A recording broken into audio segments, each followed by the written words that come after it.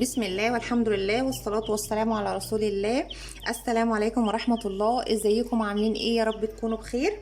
فيديو النهاردة بقى مختلف تماما زي ما انتوا شايفين كده.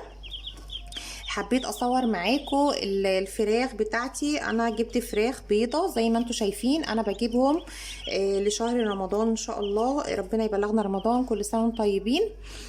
عايزة بقى اقول لكم سعر الفرخ. انا جبت الفرخ ب 13 جنيه. طبعا هو كل يوم الفرخ ليه سعر. ده سعر امبارح 13 جنيه. خلاص. عايزه اقول لكم بقى، اول ما بجيب الفراخ بحطها عندي في المطبخ كده في كرتونه، لان طبعا هما بيبقوا لسه صغيرين، وعندي طبعا على السطح بتبقى العشه كبيره عليهم، وكمان الجو لسه برضو فيه شويه هوا، فطبعا مش هينفع ان انا احطهم على السطح فوق.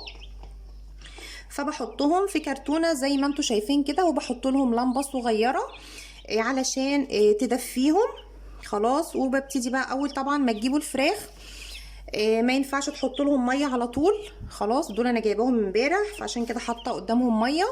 بس عايزه اقول لكم، اول ما تجيبي الفراخ بتاعتك ما ينفعش ان انتي تحط لهم ميه، لان هما طبعا بيبقوا لسه ما كلوش ومعدتهم فاضيه.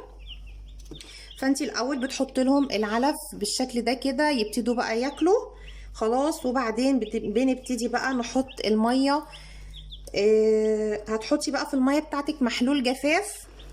طبعا مفيش محلول جفاف، هتحطي على لتر الميه معلقه كبيره من السكر. خلاص. الميه بسكر حلوه قوي للفراخ، خصوصا وهم لسه صغيرين كده. في اول كام يوم بنحط ميه بسكر. خلاص. وهيبتدوا بقى كده.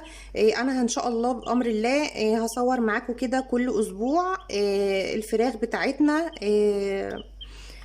يعني كل اسبوع هنبتدي نعمل لهم ايه، والخلطه اللي احنا هنعملها لهم ان شاء الله بامر الله، علشان يبقوا معانا على شهر رمضان ان شاء الله وزنهم كويس.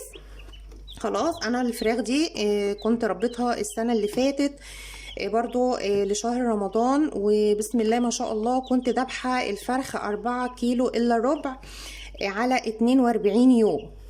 تمام ما شاء الله. عايزه اقولك انت كمان الفراخ بتاعتك لازم تجيبيها من مكان انت واثقه منه او دكتور كويس، علشان الفراخ تكبر معاكي. بيبقى اليوم بتاعها بيومين ما شاء الله.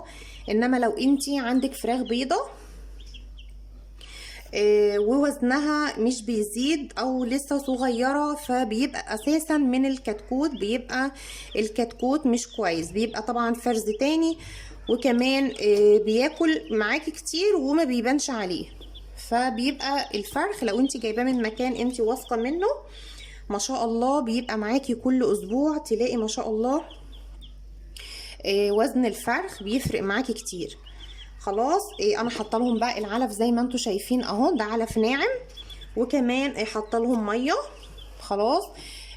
طبعا الميه هتحطيهم في طبق كده زي ما انا حاطه كده. هتحطي الميه في حاجه كده صغيره، علشان طبعا ما يغرقوش نفسهم ويبردوا ويتعبوا منك. فهتحطي الميه في حاجه صغيره كده، وكل شويه ما الميه الطبق يفضى قدامك تحطي. طبعا لو انت حطاهم في مكان بقى مقفول كده ومكان دافي، هتحطي بقى سقايه صغيره كده تحطي فيها الميه بتاعتك، وتحطي محلول الجفاف او تحطي معلقه السكر زي ما قلتلك. وكمان عايزه اقول لكم الفراخ دي بتيجي متحصنه، يعني ما بتبقاش محتاجه اي دواء او اي حاجه خالص. اهم حاجه الفراخ ندفيها. خلاص. ان شاء الله هتابع معاكم بامر الله كمان اسبوع كده ان شاء الله. هصور معاكم الفراخ بتاعتنا وصلت يعني شكلها ازاي، وهنحط لها ايه ان شاء الله. خلاص. ده كان الفيديو بتاعنا النهارده. بشكركم جدا. انتظروني في فيديو جديد ان شاء الله. شكرا ليكم، والسلام عليكم ورحمة الله وبركاته.